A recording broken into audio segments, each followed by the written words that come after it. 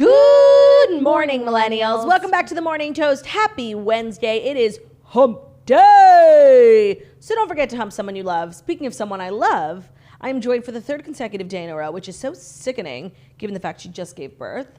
It's Jackie O, Morning Toast, original recipe. Original recipe. Hey guys, happy to be here. It's really catching up with me. Like it's a little too much too soon. Oh, really? But I'm happy to do it. This is such a big week, so I'm running on adrenaline, running on steamy vibes, running on N-Log. You're running on steamy vibes. I am feeling quite steamy because it's always warm in here. It is always warm in here. We've got to fix that. And we're always wearing sweatshirts and leggings and Air Force Ones and twinning. We're literally wearing the same outfit. Couple of clowns. Again. This is like embarrassing. I know. What's with us? I guess it's the Air Force Ones. I know, because like they're just such great shoes. Like you have to wear it with a crew neck. Yeah. It's like and we're rules. just always wearing crew necks. And I just have decided, like, until I'm where I want to be in life, physically, mentally, and emotionally, it's just going to be a sweatshirt from me. I don't care what month it is. Like, I tried the first time I came into the studio to, like, put together an outfit because I was, like, ready.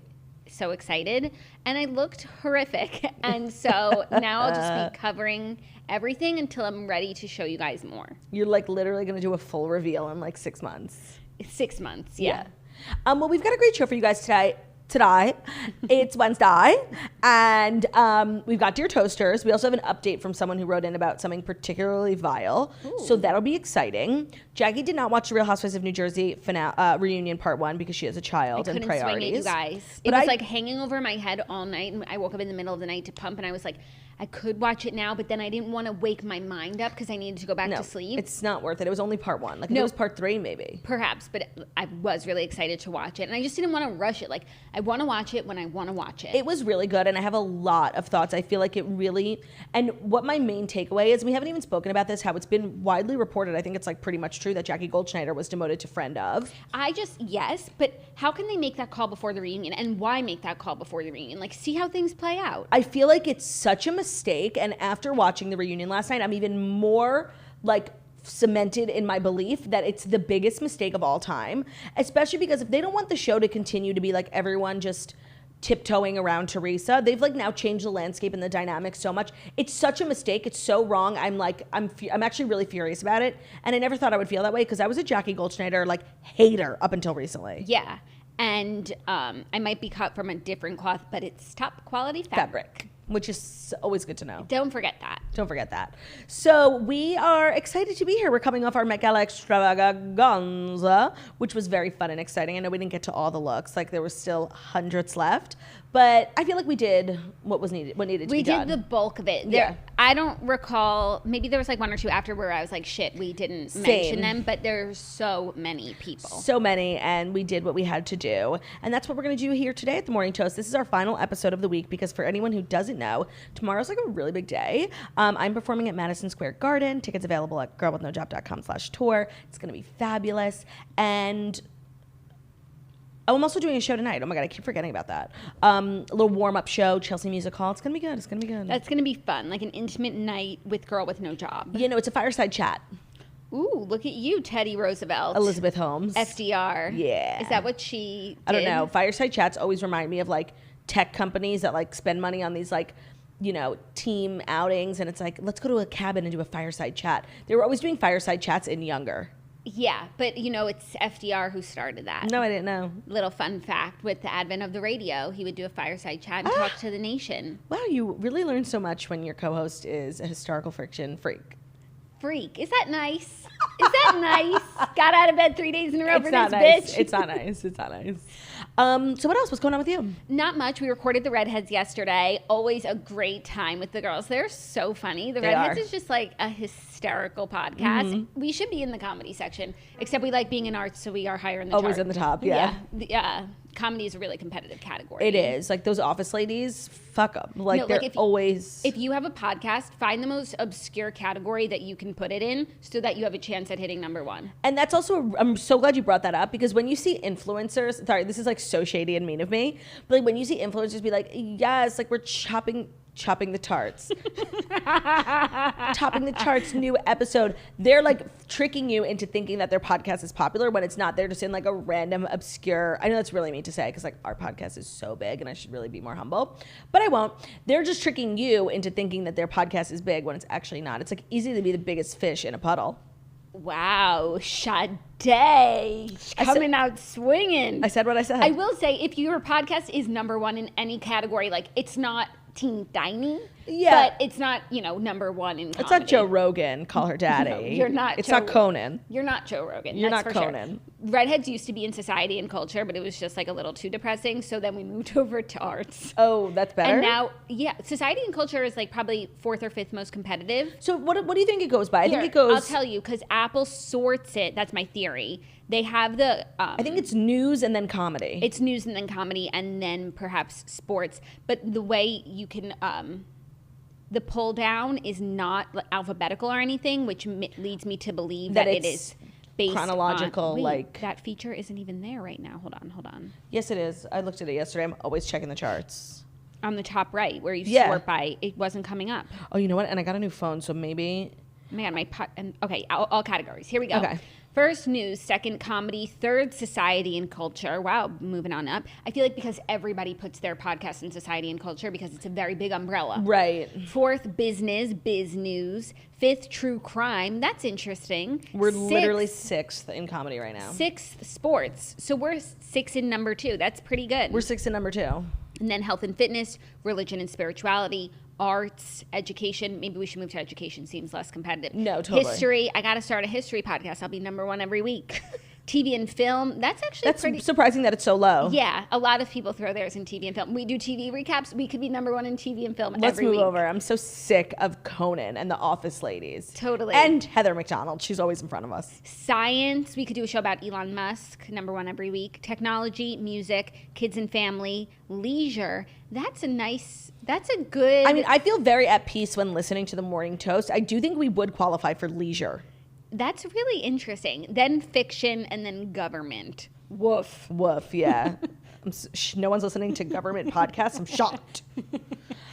Speaking of government, we have an amazing show today. Anything else you want to catch up on before we dive right in? No. Oh, one thing that I actually wanted to catch up on that's not a story, but I feel like I would be remiss, devastated, and heartbroken if I didn't mention it, was Jessica Simpson's Instagram stories yesterday. Yes. She had a birthday party for her daughter. And, we heard rumors that her and North were friends with her daughter, but we didn't really have proof. Now we have proof. They had, kids are obsessed with these Squishmallows. Do you know them? No. They're like these stuffed animals. You're going to know them soon. Squishmallows. They're like collectible stuffed animals or whatever. So I think her daughter I don't know if it was her birthday, but North bought her a present, so it looked like it might have been her birthday. They had this movie night Squishmallow birthday party, and not only was North there, and she brought her a gift that was a pair of sneakers, and Jessica was posting pictures of them. Penelope was there too. I saw the pictures, so cute. I think the kid just had a birthday party because that's how we learned that they were friends and that Kim wasn't at the party. So maybe this was just a movie night in the backyard in a pickup truck because that's what celebrity kids do. It was so cute. Sounds like an ideal night for me, like an adult. Yeah. Laying in the back of a truck, watching a movie on a Calabasas cliff. You're living the wrong life, sister. 100%. The fact that I wasn't born Jessica Simpson or Nicole, oh my God. The fact that I wasn't born Jessica Simpson's daughter, is my cross to bear. Yeah. There was a mistake there was a glitch in the Matrix. There was a glitch. I'm done. I'm really fucking done. I can't even talk today. You are chopping the tarts, though. I'm chopping the tarts, and the tarts are chopping me. 100%. But I need to get my brain and my mouth more connected because I have a show tonight. I need to start focusing on the words in which I speak. But that's good. Make the mistakes now. Okay, I think we should get right in because we have some great stories to chat about. We have Dear Toasters and we have Claudia's going to talk a little New Jersey. So without further ado, it is time for the Fast 5 stories that you need to know before you wake up and take a bite out of your morning toast. Okay, first story, big crazy news of the day. Dave Chapelle was attacked on stage at Hollywood Bowl by an audience member armed with a weapon.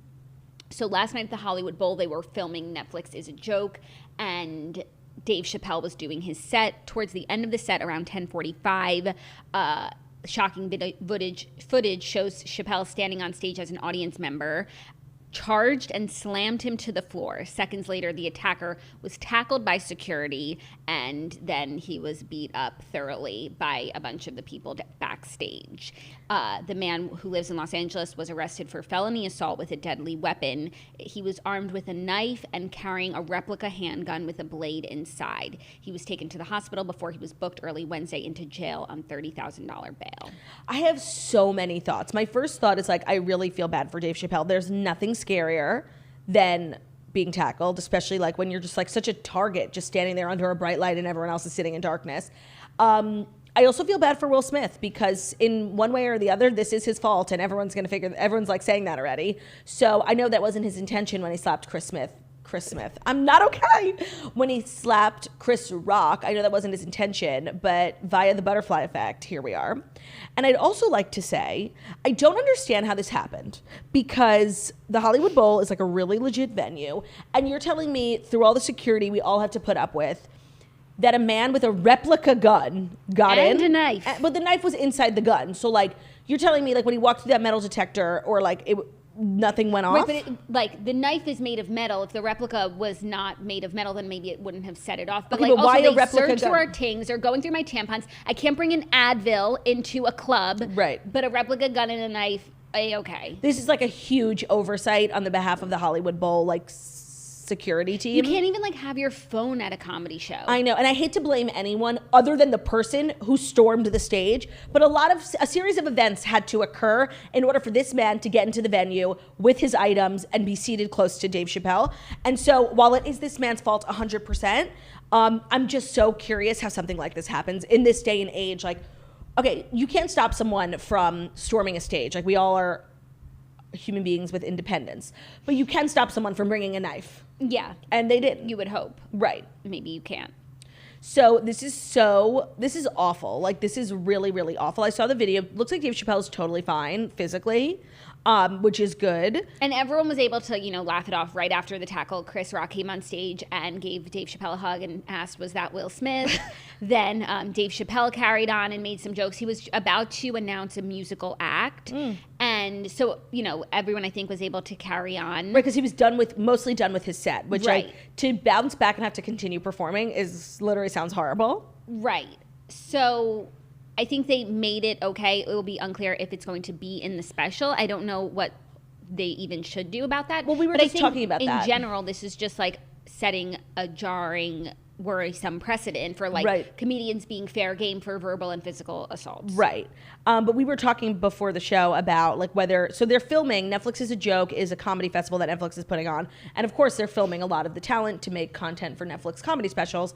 So I'm sure that this whole evening was filmed. I'm sure that they have the incident on camera. Mm-hmm. And we were going back and forth as to whether Netflix should put this in or not. Like, part of me, actually, I want to say no completely, because then this guy becomes a celebrity, and then other people are going to be like, wow, if I want to get on Netflix, all I have to do is tackle a celebrity. And I think it like encourages bad behavior. Yeah. Even though part of me was also thinking like, it's like such a horrible thing. I don't know. I'm it's like what really no. happened, so maybe you should just put it in. Plus, I think after, when everybody, I think it was like Chappelle's crew and his personal security, and I think it was about like 20 people who beat up on this guy, and it was definitely a very big reaction, but fuck around and find out. You don't just get to charge someone with a knife and then say that the reaction is too big afterwards. Right, no, that's 100% true, but I imagine that like perhaps Dave Chappelle doesn't want it on television.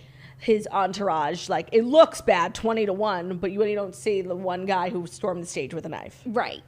So this is just like terrible. It's really fucking scary and terrible. And it's just crazy that it happens to Dave Chappelle, who's the biggest comedian in the world. He has, swarms of security. Mm-hmm. He's in an environment, it's like a legit venue. Right. It's sponsored by Netflix. Like, you would think that something like this couldn't happen at an event like this to a person like this, but here it is happening. Right. And even with like the logistics of like the stage being, some stages you couldn't really jump up. They're too high. Mm-hmm. They're too far. Still, at the Hollywood Bowl, it could be done. It's so scary. And honestly, I'm sure he's fine, but I hope he's fine. I think it rattles anyone. Everyone.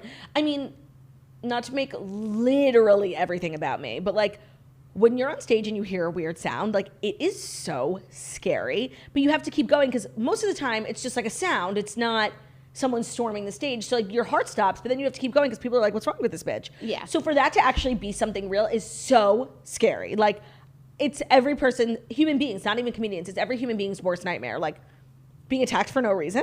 Yeah.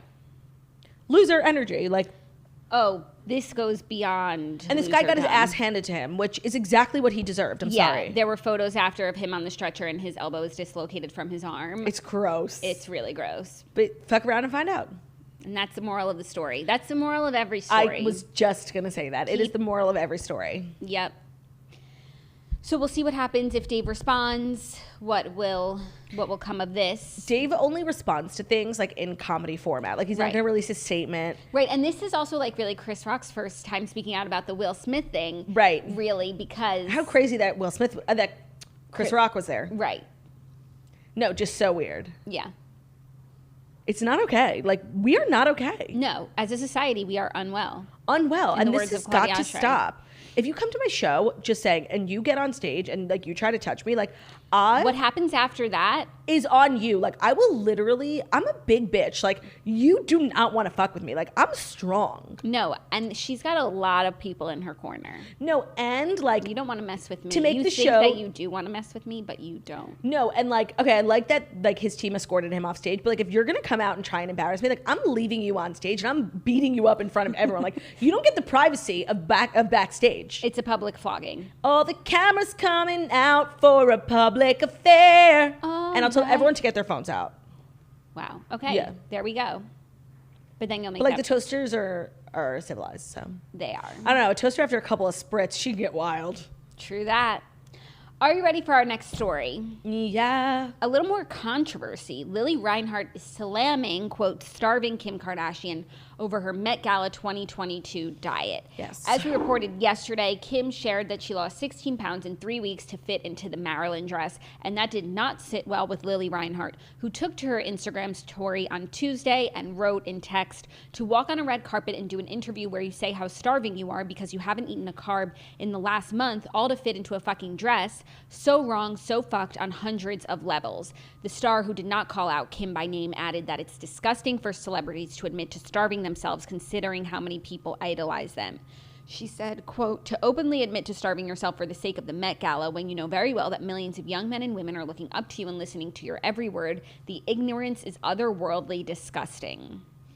Okay, I have so many thoughts on this. I guess this is that backlash you were talking about. I really hadn't seen any, but now I'm familiar. And she doesn't say Kim by name, but she might as well have. She wasn't talking about anyone else other than Kim. No. Which I just don't like to single out Kim because I watched all the interviews and Venus Williams was like talking about how she's so hungry and like how and all these other girls were like, I can't breathe in my dress. So to single out Kim and blame her for the entire culture which you perceive to be toxic is unfair, first of all. Second of all, the way that Kim framed it in the sense of like this for her, this is a role, and we've heard a million stories, Mark Wahlberg, Joaquin Phoenix, Jared Leto, like people always like dropping and gaining like 40, 50 pounds in short amount of times. I don't see any backlash there. So like, why is it's just like, for me, it's like whether the argument about Kim is valid or not, it bothers me that it's always Kim. It reminds me of like, when Kendall came out with 818, people were really upset because they thought, it's a Mexican, it's made in Mexico and it's a Mexican drink.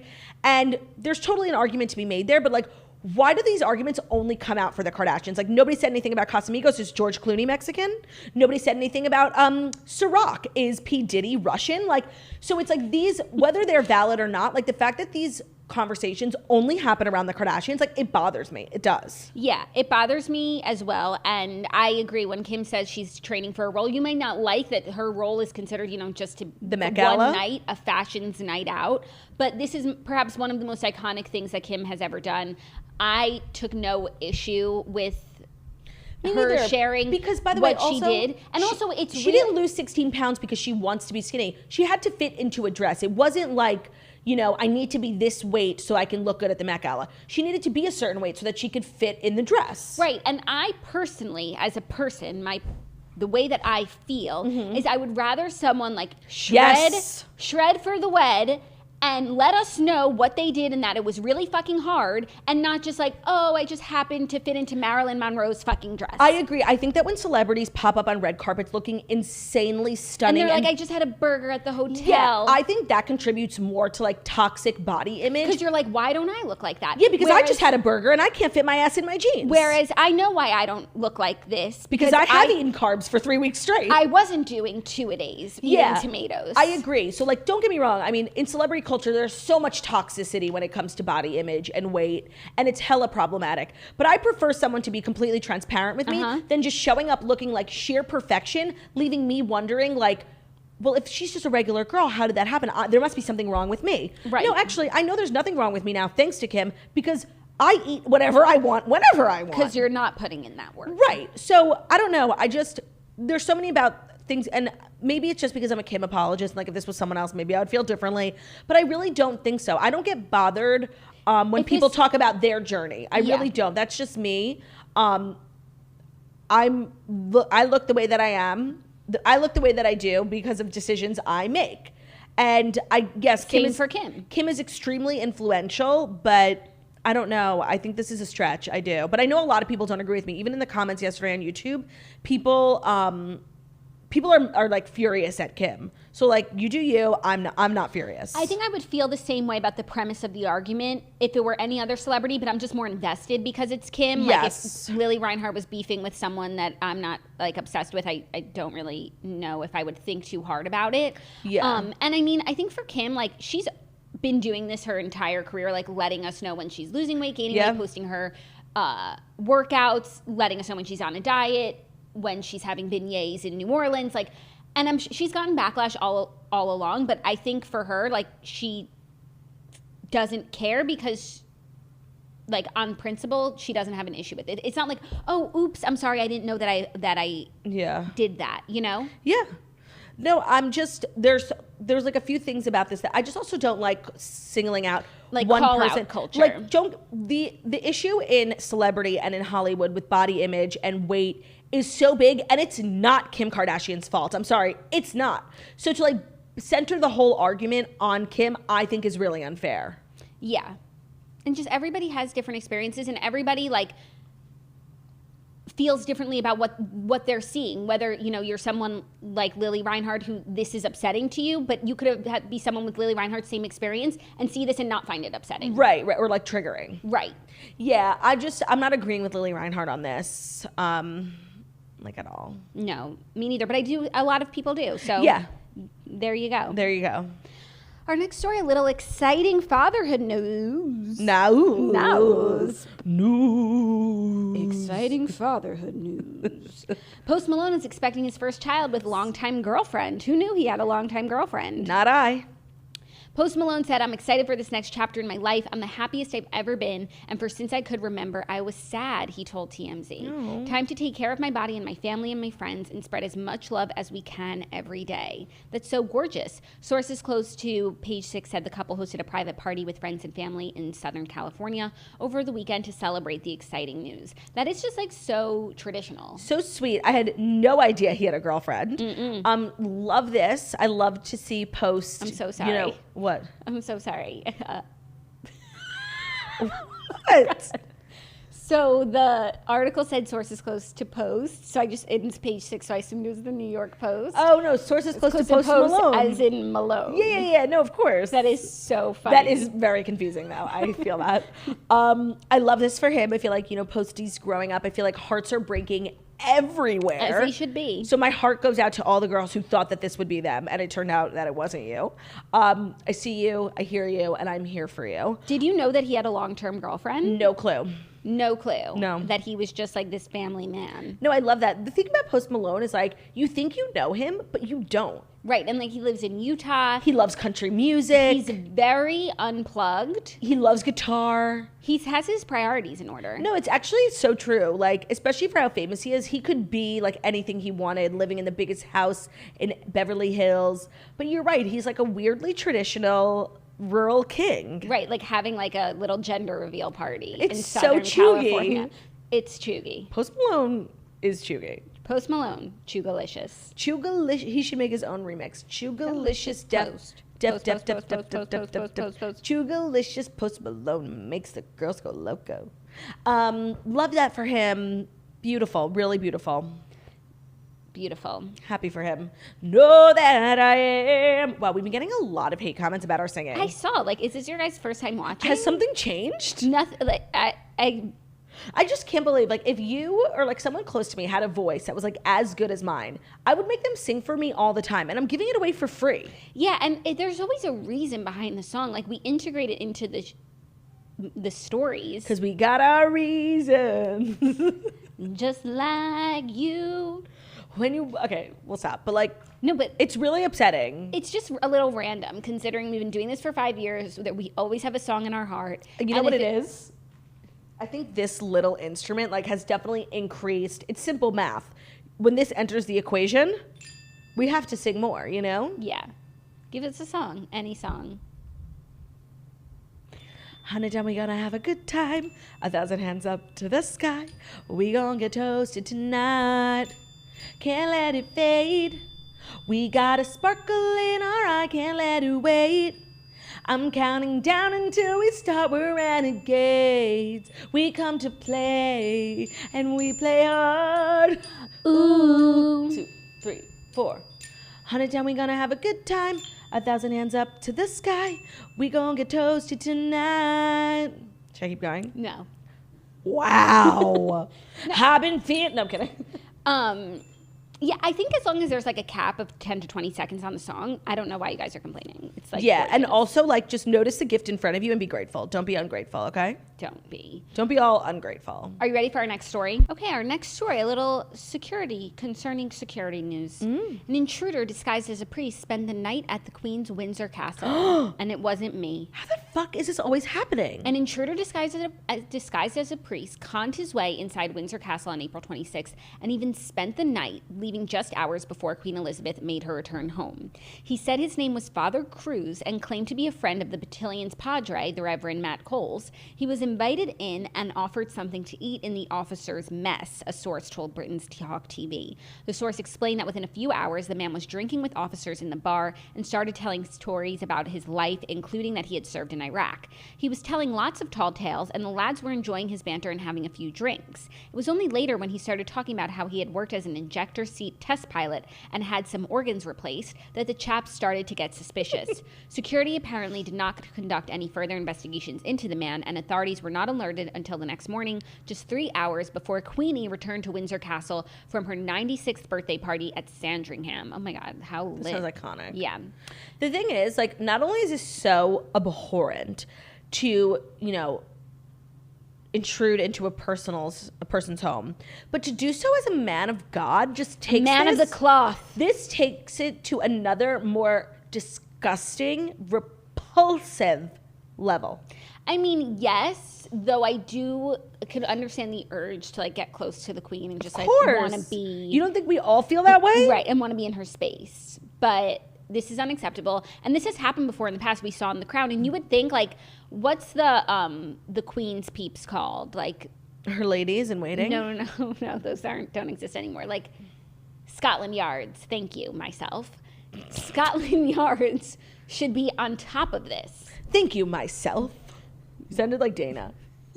only true, sorry, this is gonna be an extremely hot take. Only true fucking freaks talk to themselves. Okay. That's just a hot take. Wow, I had a dream last night that I was talking to myself, that I was like looking in the mirror and I was like thinking that I was talking to someone else. And then I realized I was talking to myself. I was like, oh, it's gotten crazy. One time my friend Jenna was like, I just ran into Ben on the street. She texted me. I'm like, oh my, that's so funny. She's like, yeah, he was literally like mumbling and talking to himself. And I was like, what? She was like, yeah, it was like kind of weird. And then I told Ben, I'm like, when you saw Jenna, like, what were you doing? And he was like, nothing. I'm like, she says you were talking to yourself. He's like, no, I wasn't. I think he might have been like going through something because he was literally like wandering around the streets like mumbling. That's so weird. Like I talk to myself all the time, but my lips don't move. No, that's called thinking. We all do that. Your lips don't move. That's called thinking. Duh. I'm doing it right now. True. That's a really good point. Yeah, we're all allowed to think to ourselves. I'm saying verbalizing it is weird. I'm sorry. But like I do find myself like thinking in conversation version, like talking to myself. Still doesn't count. Okay. So the only time I think I've ever like spoken to myself when I'm not around is like only like this. Powering yourself up. Oh, no, I mean, yes, before a show. Power poses. That doesn't count. You are either. smart. No, I guess I talk to myself a lot. Because, like, unless I'm like, let's say I left my phone on this counter. I come over and I'm by myself. I go to get my phone off the counter and it's not there. I will say to myself, like, that's weird. Yeah. Even though if no one's around. Yeah, yeah. I guess maybe, no, I still think it's weird. I guess I talk to myself sometimes, like I'll just be around my room like brr-do-do, brr-do-do-do.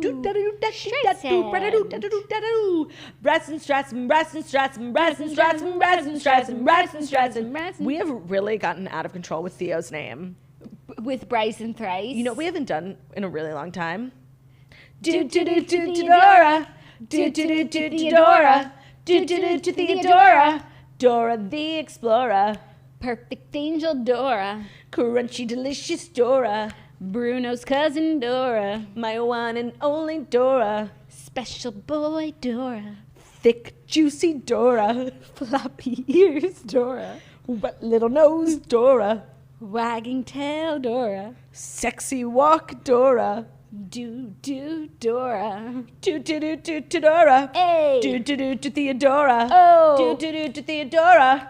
Dora the Explorer.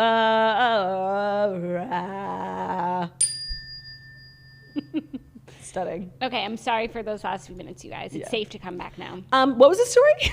The queen had an intruder. Oh, right. Unacceptable, like an embarrassment to her security. And the fact that this has happened not once but twice is disgraceful to the crown, to the monarchy, and to all of England. Honestly, I cannot do a British accent. Agreed. Do it. Brava. Gran. No. Let me in, Gran. Let's just talk in I want to come to the party, Gran. party. Let's talk in British accents. Like I find I can't do a British accent. I can only do Prince Harry yeah, impersonation. I can't do like any accents. Maybe that's why I'll never really make it as a comedian. That's so true. Because like you can't do impersonations. I can do Shakira, but that's it. That's not enough. No. So like, what would you do as like a Southern accent? Hey y'all. Yeah. How y'all doing? Hey, brother. That's not Southern. Hey, brother. Could you do Australian? Yeah. Hey, brother. You're so fucking annoying. I'm trying to have a conversation. I can do French. Hey, brother. No, you could do French. Au revoir, brother. You could do Hebrew. Shalom, brother. I don't know how to say hello in any other languages. Yeah, that's a good point. Yeah. Spanish. Hola, brother. Oh my God, I just remembered something I did. I have to unburden it myself. I did. Jackie, I don't think I can say it. Now you have to. It is. I'm literally going to cry. Oh my God. I did. This burden is coming from the depths of her soul. I did the most embarrassing thing over the weekend. Like, I actually... That's so funny because I asked you on Monday if you embarrassed yourself this weekend. Oh my God, I just remembered. I was really high, like really high. And oh man, I actually don't want to say it. I'm like so ashamed. Let it go, sis. No, I can't. You have to set it down. You have to Oh my God, it's all coming back to me. You have to Okay. Paint a picture. So me and Ben, like we got high at this party, like on pot. And I got like a little like, I don't like being high in public. Like I really don't. So I was like, can we please leave? And he was like, yeah. So we got in a cab. And when we got in bed, I was like feeling much better. You know, and I started to enjoy like being high. And my spray tan's literally being cried off. So we ordered food from the diner and it was taking a long time. I can't say it. Like I literally can't. How could you have embarrassed yourself so bad in your own house? On the phone. Oh God. Okay. Okay, so I placed the order on Uber Eats, and then like a couple hours later, no, not a couple hours, sorry, like 20 minutes later, we were like, hi, and we were like, where's the food? So I called and I just wanted to make sure like that the order went through, and the guy was really nice. He was giving like big Italian like mobster over the phone. He was like, yeah, I got your order. So I don't know, I like wanted to relate to him. It's not what you think. It's worse. Wait, I can't drink. Okay. So when I was saying thank you, he was like so helpful and nice, and I was like high and dumb. I couldn't even remember what we were talking about.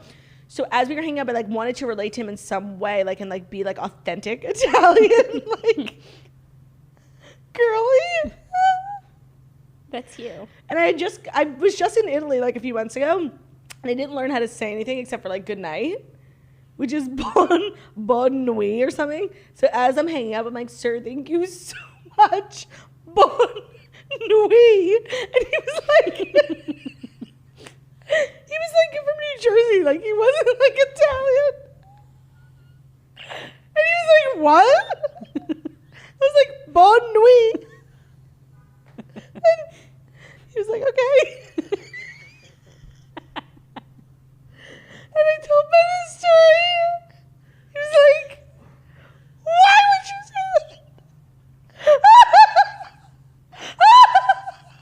And I was so embarrassed, like, so embarrassed, like, why would I say that?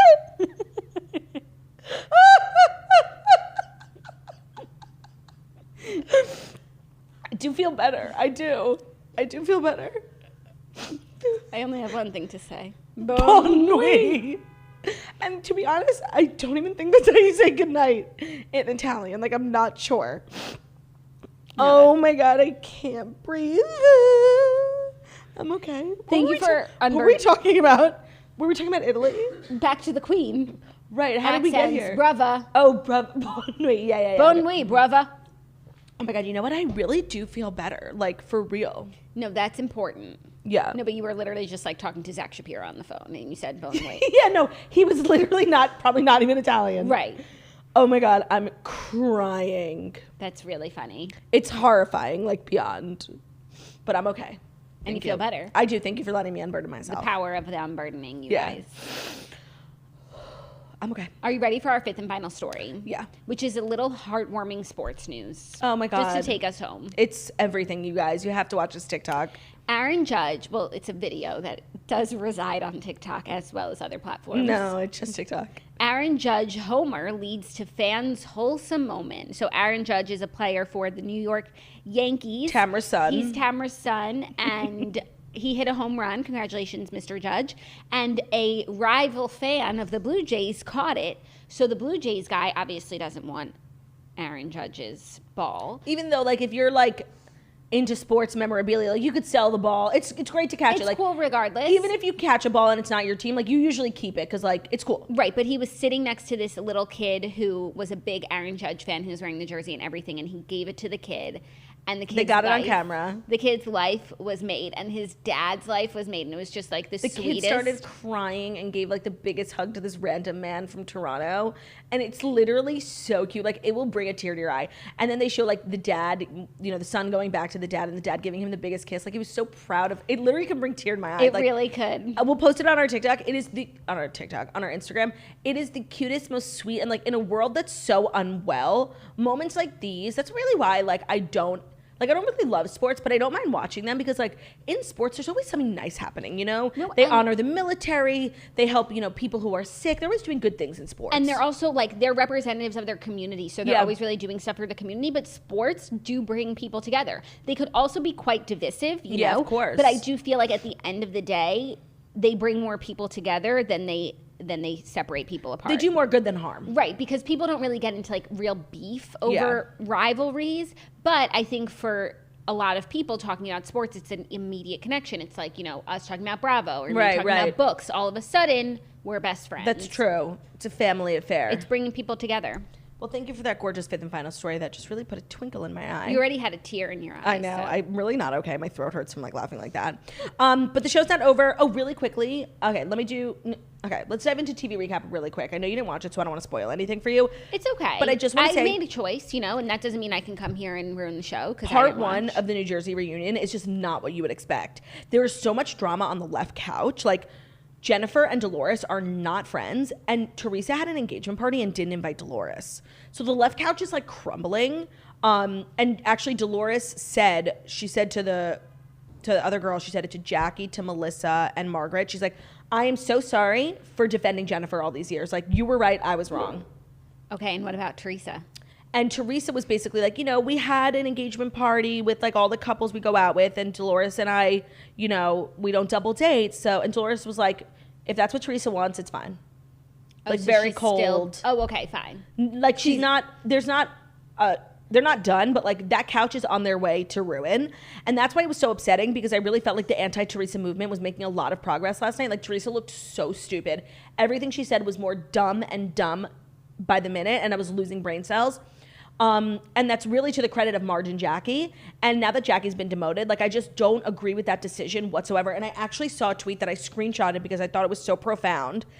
And it goes like this. Well, anything can happen. They haven't started filming. You know, maybe someone will hear these cries and change course. Sources are confirming that the rumors of Jackie Goldschneider being made friend of for the next season of RHONJ. And somebody wrote, my girl gave us the rawest, realest personal storyline across the franchise in years. And this is how they repay her. When Dolores has been renovating her house for 5 seasons. I'm sick. From Mark Duffy. I agree, Mark. Wow. So I just felt like finally we've actually made progress in the dynamic of this group where we all just like kowtow to Teresa, and it's actually been like frustrating to watch. We are making progress, and I do feel like Jackie taking a step back delineates that process. Yeah, but we still have Marge, and now Dolores is turning. And Melissa. But I think that tweet makes an even better point than the fact that we're making progress. It's like, she literally just bared her soul, and I think helped a lot of people. And it was actually quite interesting for like, for a viewer who hates, for someone who hates personal storylines, right. like personal journeys. I hate that footage. I couldn't get enough of Jackie's journey. I thought it was beyond interesting. Yeah. And I think to repay her in a demotion is so fucked up. I agree completely. So it ain't right. But the Melissa, Joe, and Teresa of it all was super interesting. Like, you know, Teresa's having a wedding. She's having bridesmaids, and Melissa's not one, but Louis' sisters are. So, like, her sister-in-law's on the other side. And they had an engagement party, and they literally sat Melissa, Joe, and the kids at, like, some random table in the back with random people.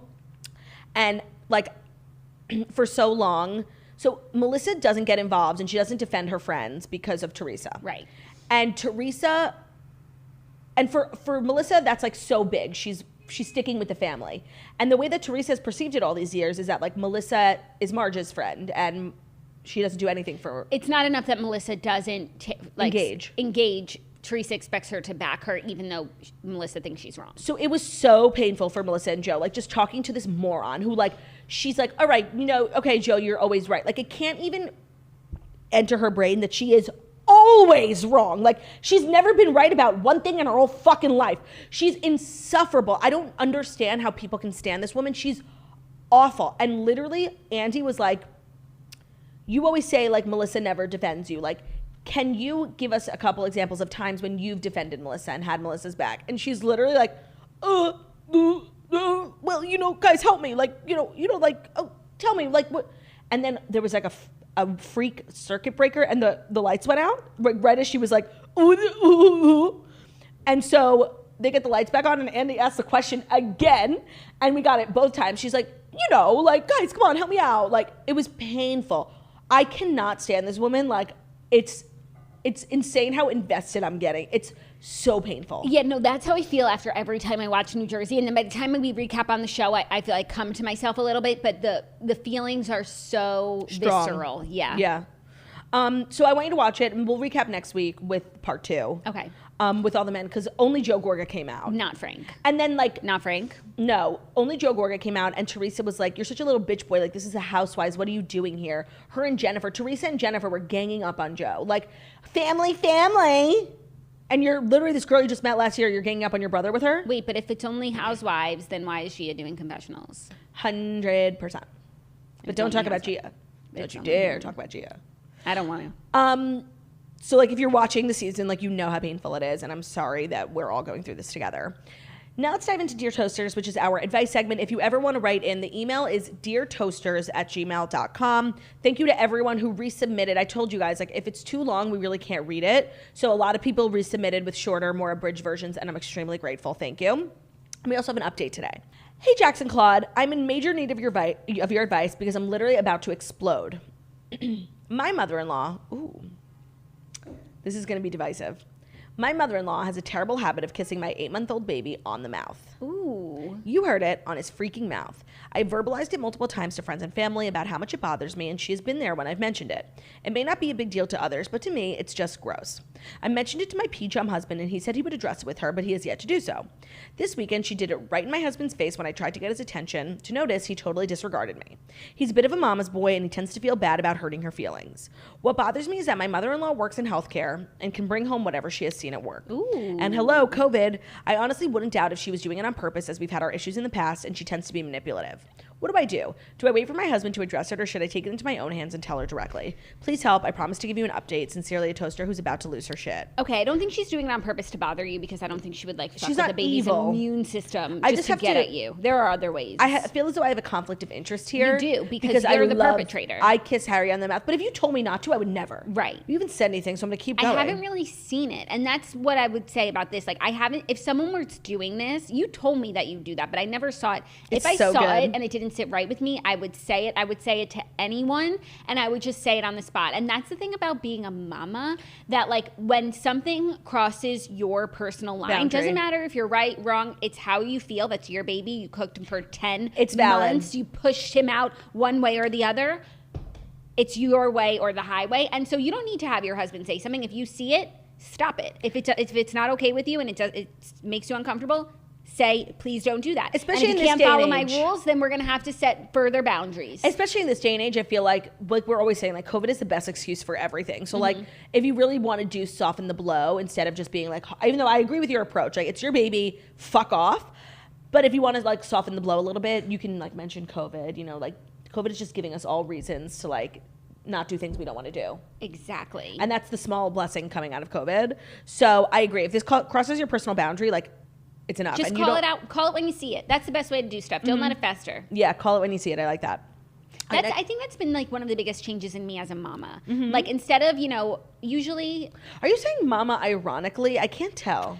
like I know that it triggers you, so that's always fun. But I do feel like there's a difference between like being a mom and being like a mama, like Yeah. a mama Or- bear, like yeah. And I think that that's something for me where it's like used to be.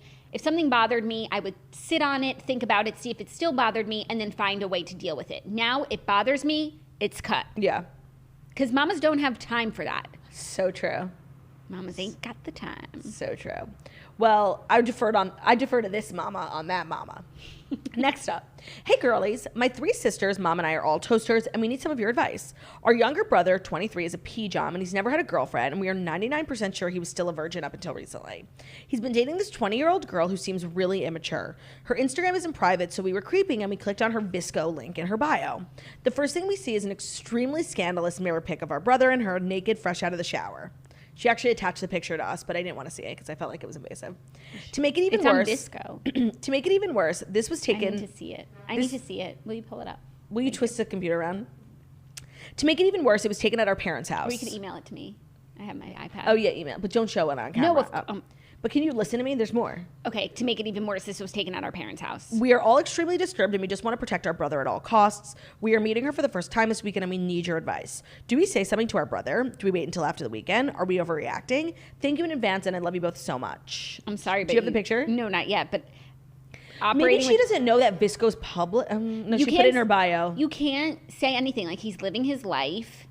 He's not doing I anything need to see wrong. the picture, actually, I need before. to see the picture too. The only thing you could say, like, if it's really inappropriate, you could be like, maybe I shouldn't post this somewhere Publicly. public. That's the only thing that they're doing, quote unquote, wrong. Okay, we have the picture. What? Oh, it's not that bad, honestly. Let me see. Really artsy. It's fucking weird, honestly. Like, girl looks pretty. Your brother looks hot. I like it. I like it too. It's a nice photo. It's very erotic. Did she send any more screenshots? I like the beat. No, only the one. I like the beat. Listen, your brother's an artist, clearly. Right. Even though what's so funny is Why are like, you shedding? what's funny, I don't know. What's funny about that is like it's from Visco and the picture appears to have absolutely no filter. Yeah, no, it's not about the Visco. I don't know. How old is That's just like really crazy to see from your brother. But again, like he's not doing anything wrong. No, and your brother looks cute. Like there's no way he was a virgin. Like, And sorry to burst your bubble. They're clearly very into each other. And I think that if you say anything, you're just going to drive a wedge and maybe push him a little further away. So you've got to let this thing run its course. Truckers for Visco nude pics. Honestly, I'm like really, I can't get the picture out of my It was brain. kind of stunning. No, I've I never know. seen like a pose like that. Like I have to do that with Ben. you know, that's perfect because we can't post that picture. But I could post mine. You could post yours. It was giving like Nicola in Brooklyn. It was giving like Annie Leibovitz. It was really stunning. Honestly, like I think you should just be happy for your brother. Like the girl is hot. Her boobs are amazing. Okay, but here, let me throw it to you this way. What would you do if you saw that like Snitch and the new man were taking pictures like that? I would only be upset for her that it's public because, you know, that things like that can ruin your life. And things like that really should be that kept. couldn't ruin your life. But it, You know, if your job found it or something, like it's public. it just would, you wouldn't get fired for something like that, but it would make people like look at you. It's awkward. different. Take it off the internet, but like keep taking pictures like that. I like it. Send them direct Send to them to Claudia. us. I like it, but like if you're gonna say something, I would only be about the fact that it's on public. Like shit like that is private. Yeah, be like, isn't this a little private for the public? Yeah. Depends how close you are and if like you think that this would I'm push gonna them like away. reverse Google image search, find this girl's Visco, then her Instagram, follow and her. befriend her. Yeah. She's probably a toaster. With tits like that, she's gotta be. Totes. Okay, our final submission is an update. And it was an update on one that I did with Ben. So I'm gonna read you the submission. Okay. My boyfriend of 8 years and I recently moved in together. He's a P-Jom, but moving in together sheds light on habits that each other has that we're not always been aware of. And I think I found his major flaw. He's a booger flicker. They're everywhere. Don't get me wrong, everyone gotta pick their nose. I'll do it sometimes, but I always make sure to use a tissue to make sure it's hygienic. But I'm finding this man's boogers everywhere. On walls, dressers, blinds, literally every day I swear I find a booger in a place I least expect it to. The first 1 or 2 times I pointed it out to him, I called him gross and we both laughed about it, but now it's reaching a disgusting level and I'm not sure what to do. He's my future husband, I love him to pieces, what do I do? So here we got an update from her. And we told her, well, I did this specific entry with Ben because Ben is like always sneezing and his boogers fly everywhere and he'll like leave them crusted on the wall. Like it's disgusting. Okay. Okay. So what'd you tell her to do? Break up? she's got to be stern because this habit doesn't die hard. Clearly, Ben is working on it. Sounds like he has like an overproduction of boogers though. He might have a sinus infection. Hey ladies, I wrote in a few weeks ago about my booger flicking and I'm happy to report on some improvements. I loved Ben's math of 1 booger equalizing 2 seltzers. Oh, because Ben was basically saying like, Ben, if I'm laying in bed, like Ben gets me a seltzer, he gets me Advil, like I don't get out of bed. And me wiping up his boogers is the price I pay. Interesting. So for every 2 seltzers I get, I have to clean up 1 booger. Fair. So I loved Ben's math of 1 booger equaling 2 seltzers, but unfortunately, I'm not weighted on hand and foot by my boyfriend, so I couldn't really implement that advice into our dynamic. But someone in the Toast Facebook group made a post about how disgusting my Dear Toaster story was, embarrassing but understandable, and someone left a comment suggesting I keep tissues around the house so they're readily available when my boyfriend feels like he needs to clear his nose. I don't know why I didn't realize that before, but it turns out the booger flicking was just a result of pure laziness.